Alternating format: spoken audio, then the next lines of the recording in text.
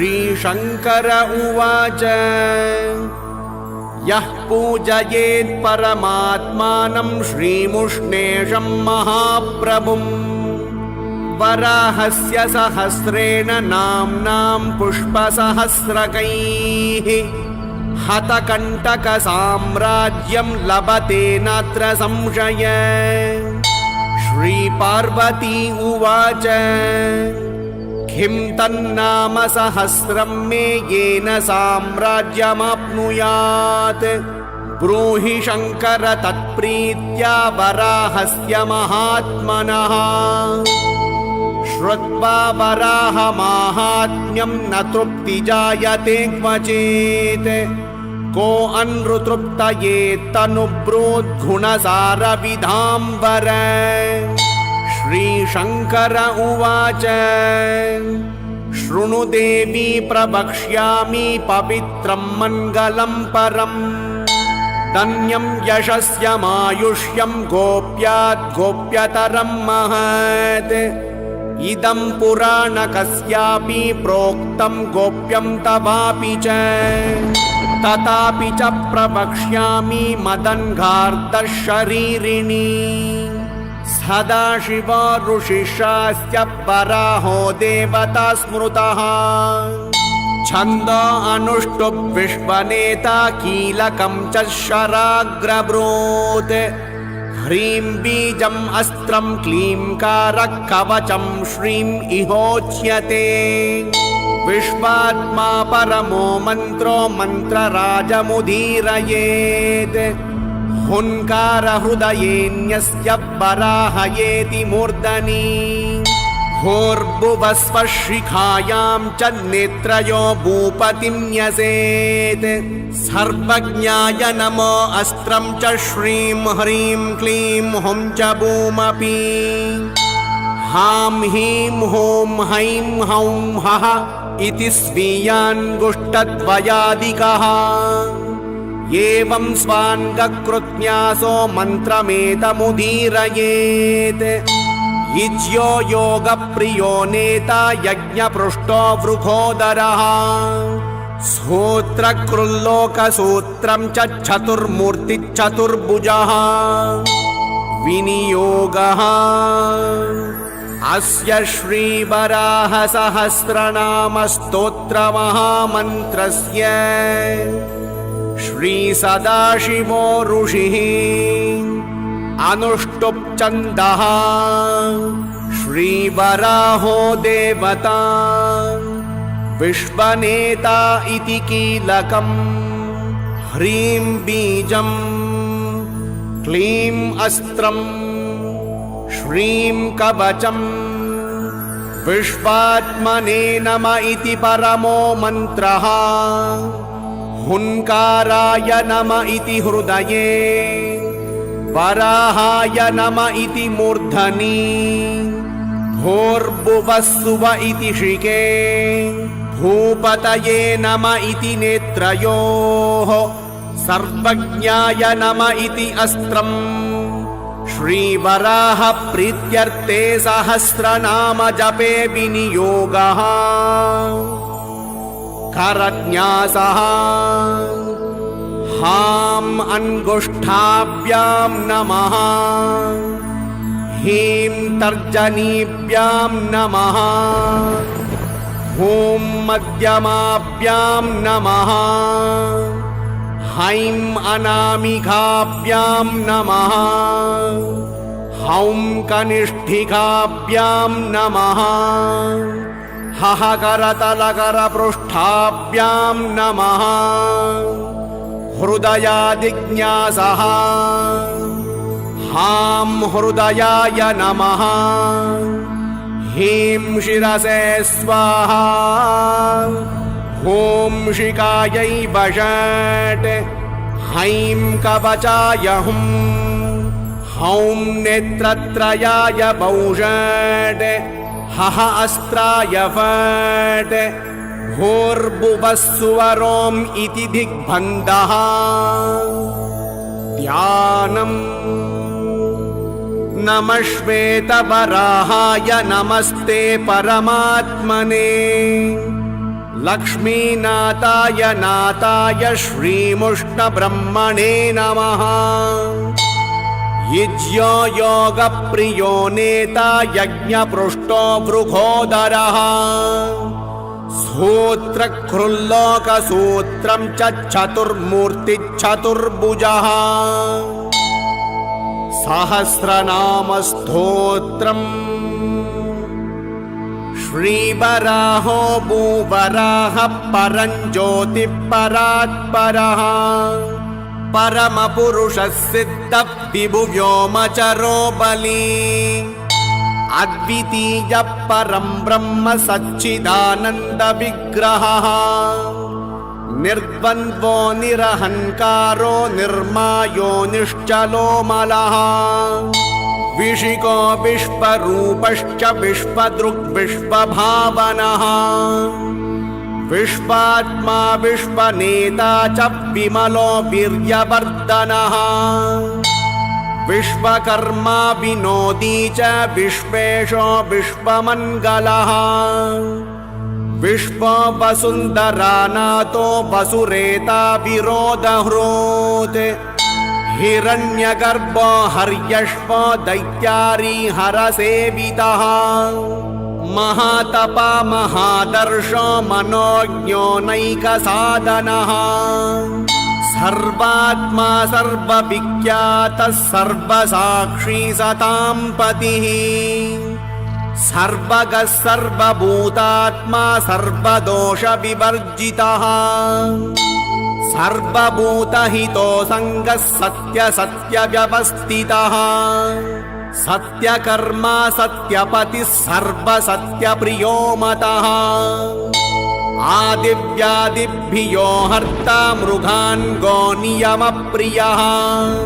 बलवीरतपश्रेष्ठो गुणकर्ता गुणीबली। अनन्तप्रथमो मन्त्रः सर्वभावविदव्ययः। सहस्रनामचानन्तो अनन्तरूपो रमेश्वरः। अगातनिलयोपारो निराकारो निरायुधः। अमोघदृक् अमेयात्मा वेदवेद्यो विशाम्पतिः। विहृतिर्विभवो भव्यो भवहीनो भवान्तकः। भक्तप्रियः पवित्राङ्घ्रिसुनासः पवनार्चितः। भजनीयः गुणो दृश्यो भद्रो भद्रयशा हरिः। वेदान्तकृद्वेदवन्द्यो वेदाध्यायन तत्परः। वेदगोप्ता धर्मगोप्ता वेदमार्गप्रवर्तकः। वेदान्तवेद्यो वेदात्मा वेदातीतो जगत्प्रियः। जनार्दनो जनाध्यक्षो जगदीशो जनेश्वरः। सहस्रबाहु सत्यात्मा हेमाङ्गो हेमभूषणः। हरिदाश्वप्रियो नित्यो हरिपूर्णो हलायुधः। अम्बुजाक्षोऽम्बुजाधारो निर्जरश्च निरङ्कुशः। निष्ठुरो नित्यसन्तोषो नित्यानन्दपदप्रदः। निर्जरेशो निरालम्बो निर्गुणोऽपि गुणान्वितः। महामायो महावीर्यो महातेजः महोद्धतः। मनो अभिमानी मायावी मानतो मानलक्षणः। मन्दो मानी मनकल्पो महाकल्पो महेश्वरः। मायापतिः मानपतिः मानसपति ईश्वरः। अक्षोभ्यो बाह्य आनन्दी अनिर्देश्योपराजितः। अजोऽनन्तो प्रमेयश्च सदानन्दो जनप्रियः। अनन्तगुणगम्भीर उग्रकृत्परिवेष्टनः। जितेन्द्रियो जितक्रोधो जितामित्रो जयो जयः। सर्वारिष्टार्तिहा सर्वहृदन्तरनिवासकः। अंतरात्मा परात्मा च सर्वात्मा सर्वकारकः गुरु कवि किटीकांत खंजाक्ष खगवाहनः सुशर्मा वरदर्शार्ङ्गी सुदासाभीष्टद प्रभुः झिल्लिका तनय प्रेषी जिल्लिका मुक्तिदायकः गुणजित् खतितकाल क्रोडकोलश्रमापहः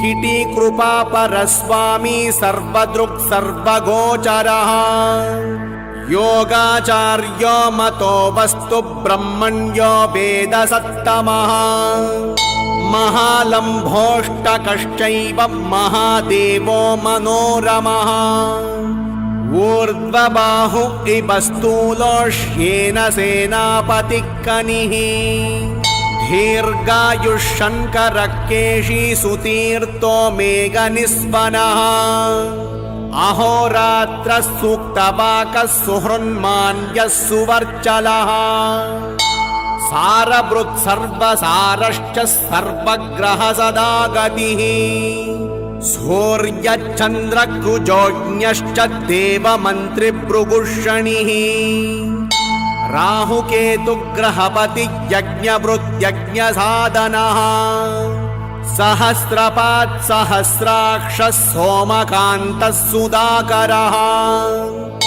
यज्ञो यज्ञपतिज्ञाग्नि यज्ञाङ्गो यज्ञवाहनः यज्ञान्तकृत्यज्ञगुह्यो यज्ञकृत्यज्ञसाधकः इडागर्भस्रवत्कर्णो यज्ञकर्मफलप्रदः घोपति श्रीपति घोणत्रिकालज्ञश्रुचिश्रवाः शिव शिवतरः सूरः शिव श्रेष्ठः शिवार्चितः शुद्धसत्त्वः सुरार्तिग्नक्षेत्रज्ञो अक्षरादिक्रोध शङ्की चक्री गदी खड्गी पद्मी चण्डपराक्रमः छण्डकोलाहलशार्ङ्गी स्वयम्भू ग्रियभुग्विभुः सदाचारः सदारम्भो दुराचारनिवर्तकः ज्ञानी ज्ञानप्रियोपज्ञो ज्ञानदो ज्ञानदोयमी लयोदकविहारी च सामगानप्रियो गतिः यज्ञमूर्तिब्रह्मचारी यज्वा यज्ञप्रियो हरिः सूत्रकृल्लोकसूत्रश्च चतुर्मूर्तिश्चतुर्भुजः त्रयीमय त्रिलोकेश त्रिधामा कौस्तुभोज्ज्वलः श्रीवत्सलाञ्चन श्रीमान् श्रीधरो भूधरोर्पकः वरुणो वारुणो वृक्षो वृषभो वर्धनो वरः युगादिकृत्युगावर्त पक्षो मासो ऋतुयुगः वत्सरो वत्सलो वेदः शिपिविष्टः सनातनः इन्द्रत्राता भयत्राता क्षुद्रकृत् क्षुद्रनाशनः महाहनुमहाघोरो महादीप्तिमहाव्रतः महापादो महाकालो महाकायो महाबलः गम्भीरघोषो गम्भीरो गभीरो घुर्घुरस्वनः ओंकारगर्भोऽन्यग्रोधो वषत्कारो हुताशनः भूयान् बहुमतो भूमा विश्वकर्मा विशाम्पतिः व्यवसायो घर्मशश्च विदितो अभ्युत्थितो महः बलविद्बलवान् दण्डी वक्रधंष्ट्रो वशो वशी सिद्ध सिद्धिप्रदः साध्य सिद्ध संकल्प ऊर्जवान् द्रुतारी असहायश्च सुमुखो बड्वामुखः वसुर्वसुमनासामः शरीरो वसुधाप्रदः पीताम्बरी वासुदेवो वामनो ज्ञानपञ्जरः नित्यतृप्तो निराधारो निस्सङ्गो निर्जितामरः नित्यमुक्तो नित्यवन्द्यो मुक्तवन्द्यो मुरान्तकः बन्धको मोचको रुद्रो युद्धसेना विमर्दनः प्रसारणो निषेधात्मा भिक्षुप्रियो रुजुः महाहंसो भिक्षुरूपी महागन्धो महाशनः मनोजवः कालकालो कालमृत्युः सभाजितः प्रसन्नो निर्विभावश्च भुविधारी दुरासदः वसनो वासवो विश्ववासवो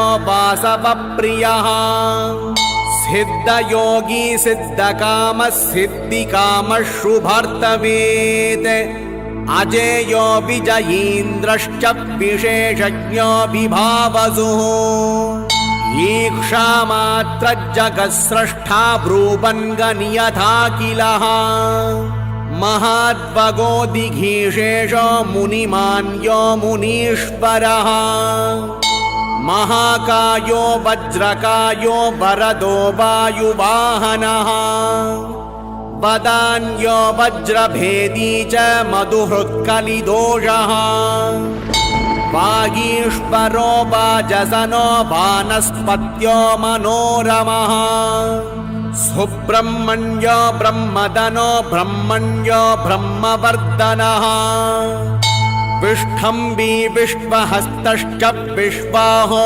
विश्वतोमुखः अतुलो वसुवेगोर्कः सम्राटः साम्राज्यधायकः शक्तिप्रियः शक्तिरूपो मारशक्तिविभञ्जनः स्वतन्त्रः सर्वतन्त्रज्ञो मीमांसितगुणाकरः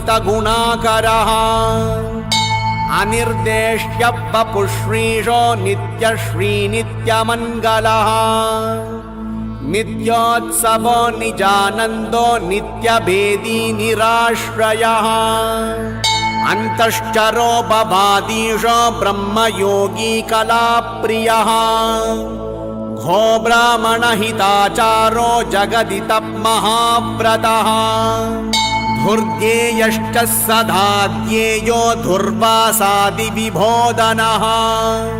दुरापो धुर्धियां गोप्यो धूराद्धूरसमीपगः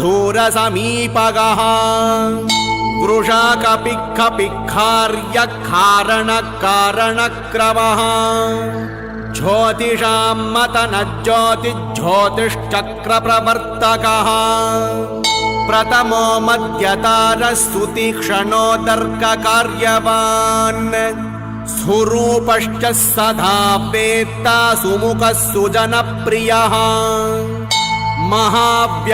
महाव्याकरणाचार्यः शिक्षाकल्पप्रवर्तकः स्वच्छन्दोमयस्वेच्छा स्वहितार्ता विनाशनः साहसी सर्वहन्ता च सम्मतो निन्दितो सकृत् कामरूपः कामपालः सुतीर्त्योतक्षमाकरः ज्वाली विशालश्च परो वेदकृज्जनवर्धनः वेद्यो वैद्यो महावेदी वीरः विषमो महः इति भानुग्रहश्चैव प्रग्रहो निग्रहोऽग्निः उत्सर्गसन्निषेधश्च सुप्रतापप्रतापद्रोत् सर्वायुधधरशाली सुरूपः सप्रमोदनः चतुष्किष्कुः सप्तपादः सिंहः स्कन्दत्रिमेकलः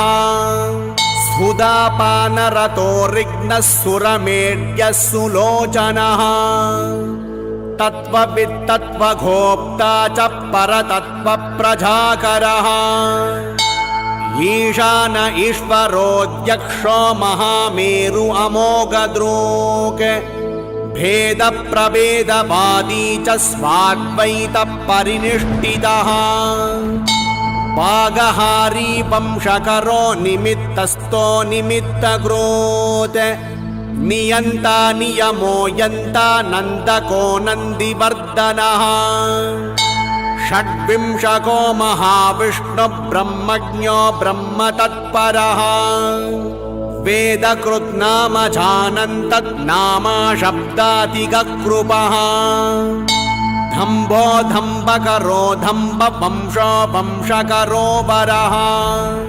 अजनिर्जनिकर्ता च सुराध्यक्षो युगान्तकः धर्मरोमा बुधाध्यक्षो मानुकूलो मधोत्ततः शन्तनुशङ्कर सूक्ष्म प्रत्यज चण्डशासनः वृत्तनासो महाग्रीव शम्भुग्रीवो महान् ऋणः वेदव्यासो देवभूति अन्तरात्मा हृदालयः महाभागो महास्पर्शो महामात्रो महामनाः महोदरो महोष्टश्च महाजिह्वो महामुखः पुष्करतुम्बुरुक्केति स्थावरस्थितिमत्तरः श्वासायुधः समर्थश्च वेदार्थः सुसमाहितः वेदशीर्ष प्रकाशात्मा प्रमोदः सामगायनः अन्तर्भाव्यो भावितात्मा महीदासो दिवस्पतिः महासुदर्शनो विद्वान् उपहारप्रियोच्युतः अनलोऽभिषको गुप्तः शोभनो निरवग्रहः पाशाकरो महावर्ग सर्वदेश विभागकृत् खालकण्ठो महाकेशो लोमेश कालपूजितः आसेवनो अवसानात्मा बुद्ध्यात्मा रक्तलोचनः नारङ्गो नरकोद्धर्ता क्षेत्रपालो दुरिष्टः हुङ्कारगर्भो दिग्वासा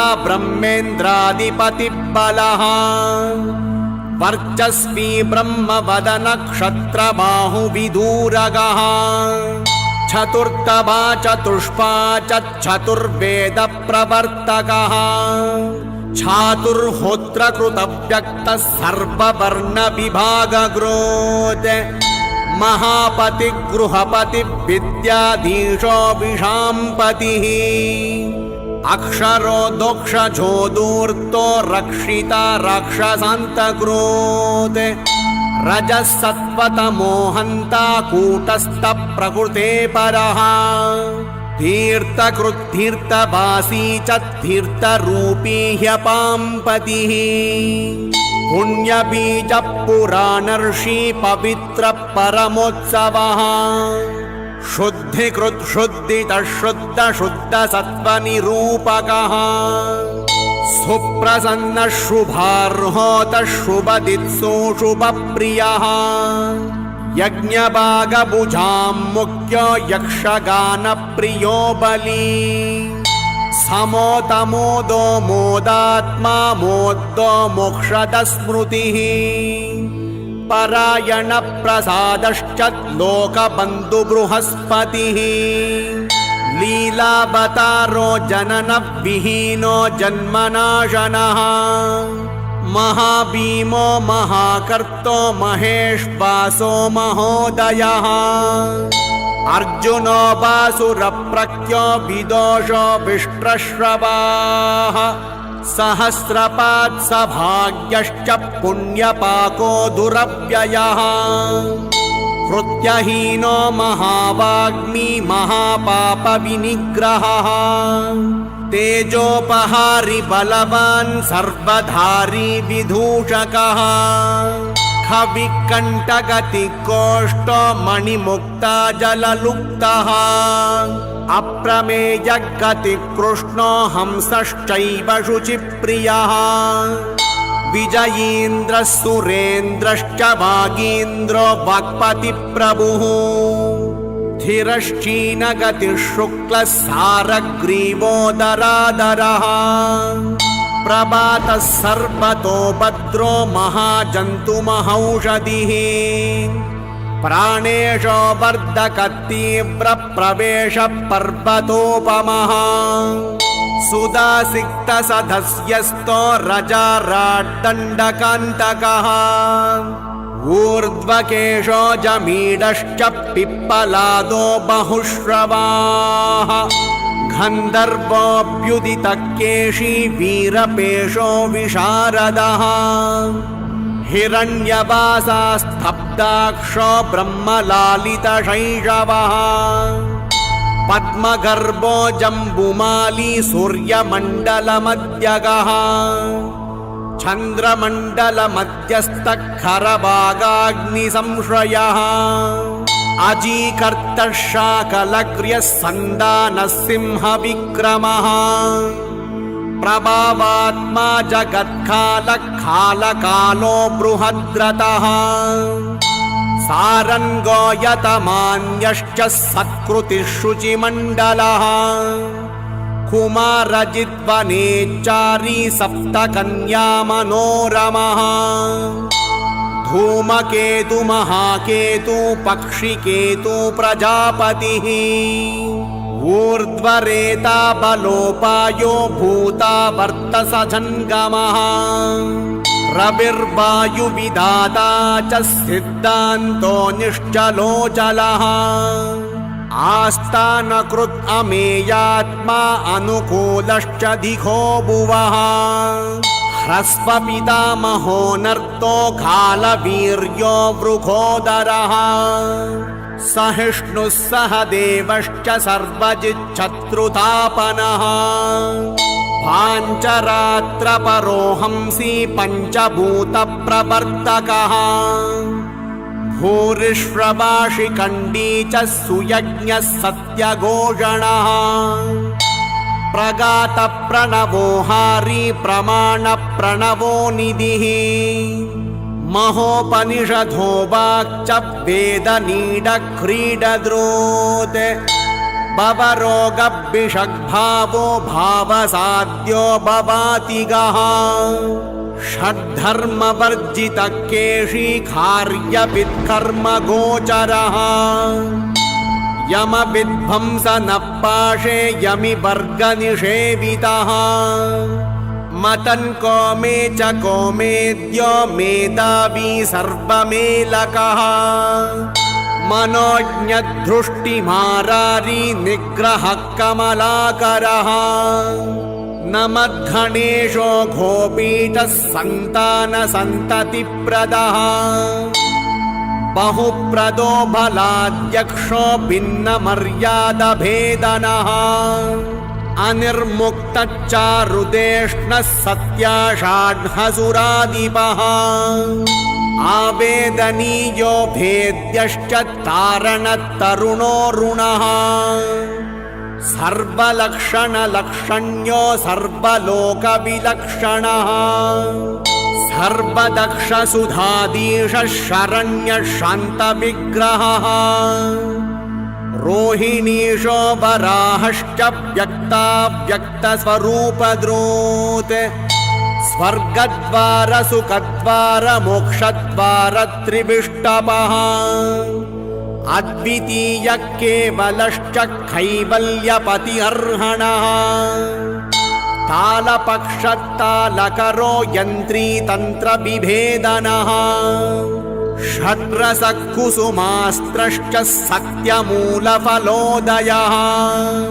कलाकाष्ठामुहूर्तश्च मणिबिम्बो जगद्गुणिः अभयो रुद्रगीतश्च गुणजिद्गुणभेदनः देवासुरविनिर्माता देवासुरनियामकः प्रारम्भश्च विरामश्च साम्राज्याधिपतिप्रभुः पण्डितो गहनारम्भो जीवनो जीवनप्रदः रक्तदेवो देवमूलो वेदमूलो मनप्रियः विरोचनः सुधा जातः स्वर्गाध्यक्षो महाकविः विराट् रूप प्रजारूपः सर्वदेवशिखामणिः भगवान् सुमुखस्वर्गो मञ्जुकेशः सुतुन्दिलः वनमाली गन्धमाली मुक्तमाल्यश्च लोपमः मुक्तोऽस्त्रुभ्यः सुहृद्भ्राता पिता माता परागतिः सत्त्वध्वनि सदा बन्धुर्ब्रह्म रुद्रादिदैवतम्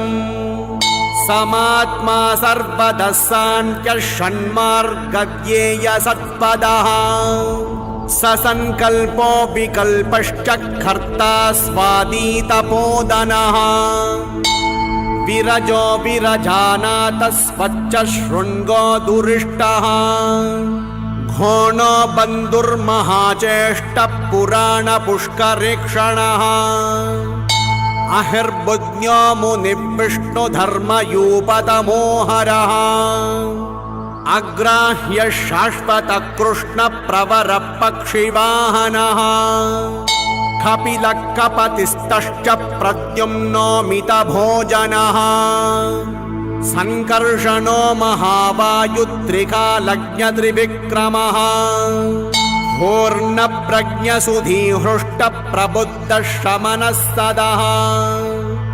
ब्रह्माण्डकोटिनिर्माता माधवो मधुसूदनः शश्वदेकप्रकाशश्च कोटिब्रह्माण्डनायकः शश्वद्भक्तपराधीनः शश्वदानन्ददायकः सदानन्दसदाभासः सदा सर्वफलप्रदः ऋतुमान ऋतुपर्णश्च विश्वनेता विभुत्तमः रुक्मान् गदप्रियो व्यङ्घो महालिङ्गो महाकपिः संस्थानस्तानदस्रष्टा जानवीवाहदृक्प्रभुः माण्डुकेष्टप्रदाता च महाधन्वन्तरिक्षितिः सभापतिः सिद्धमूलच्चरकादि महापदः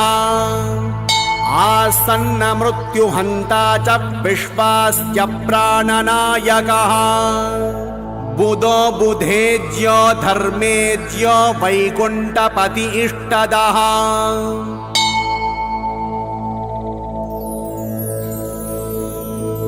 फलश्रुति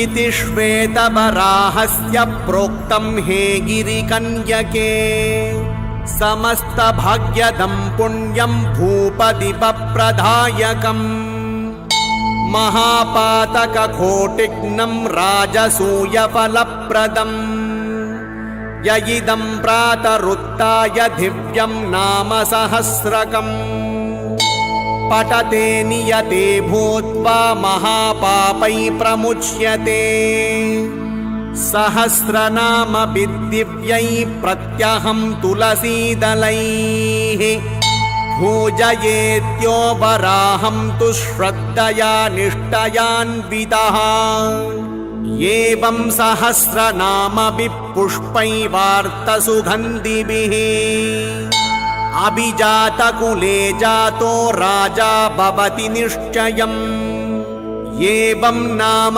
सहस्रेण वराहस्य महात्मनः न दारिद्र्यम् अवाप्नोति न याति नरकं ध्रुवम् त्रिकालं एककालं वा पठन्नाम सहस्रकम् मासमेकं जपेन्मृत्यो भविष्यति जितेन्द्रियः महतीं श्रियमायुष्यं विद्यां चैवातिगच्छति यो वा श्वेतवराहस्य दिव्यै नाम सहस्रकैः प्रवर्तयेन नित्यपूजां दत्त्वा निर्वाहमुत्तमम् भवेज्जन्म सहस्रैतु साम्राज्याधिपतिध्रुवम् रात्रौ श्वेतवराहस्य सन्निधौ य इदं पठेत्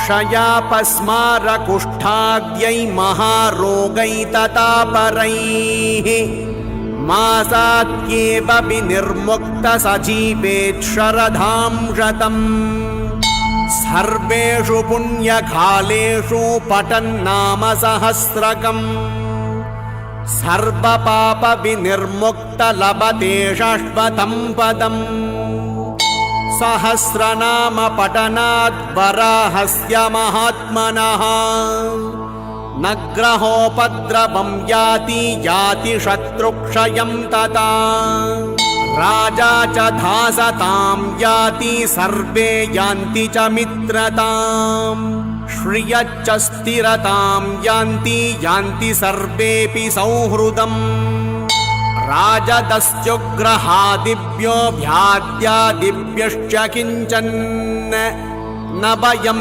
जायते क्वापि वृद्धि तस्य दिने दिने विप्रतु विद्याम् आप्नोति क्षत्रियो विजयी भवेत् वार्धुष्य विभवं याति वैश्यशूद्रसुखं व्रजेत् सखामखाम आप्नोति निष्कामो मोक्षमाप्नुयात् महाराक्षसभेतालभूतप्रेतपिशाचकाः रोगा सर्पविषाद्याश्च नश्यन्त्यस्य प्रभावतः य इदं शृणुयान्नित्यं यश्चापि परिकीर्तयेत् नामङ्गलमवाप्नोति सोमुत्रेह च मानवः नमः श्वेतवराहाय नमस्ते परमात्मने लक्ष्मीनाथाय नाथाय श्रीमुष्णब्रह्मणे